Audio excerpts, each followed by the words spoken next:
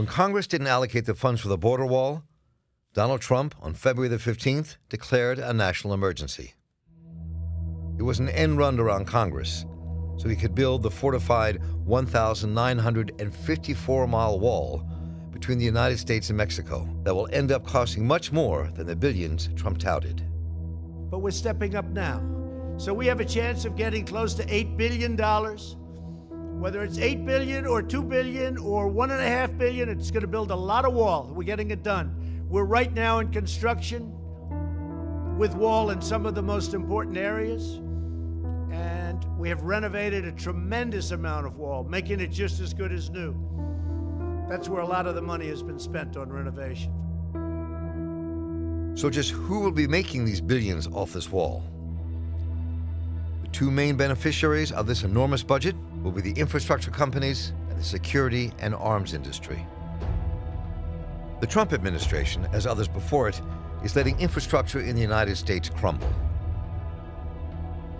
We need regular infrastructure maintenance for our bridges, railways, underground pipes, and the electric grid.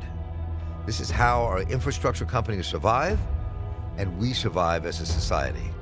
So while our infrastructure needs go unmet, Trump brings us the border wall that will pour billions into those companies' coffers. A quick look at the return on stocks for 5 of the U.S.'s largest infrastructure companies shows that the mere expectation for the construction of the border wall has already sparked profits in the billions for those companies and their stockholders.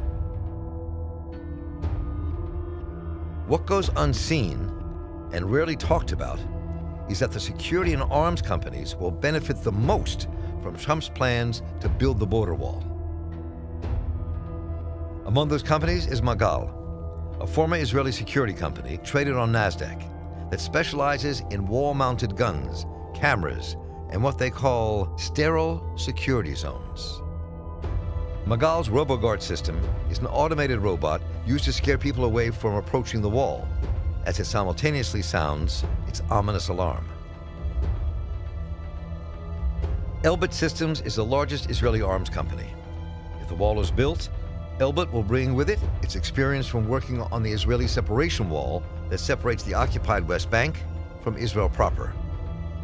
It is no coincidence that Israeli companies are the first in line to get contracts for Trump's wall. They are leveraging their experience in segregation technology, which was perfected as part of the Israeli apartheid system. Israeli Prime Minister Netanyahu recently tweeted his support for Trump's wall, highlighting its similarity to Israel's separation wall. In 2004, the International Court of Justice in The Hague gave its advisory opinion that the separation wall between Israel and the occupied West Bank constitutes a war crime. Ironically, the International Court of Justice's ruling actually contributed further to the profits of those Israeli companies that were engaged in wall building, because sections of the wall had to be torn down and rebuilt again, and again, and again, because of the contradictory rulings of the Israeli Supreme Court.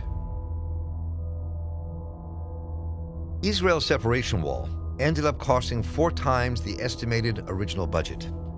If these same companies build the U.S.-Mexico border wall, the cost could be astronomical, and at this point, impossible to estimate.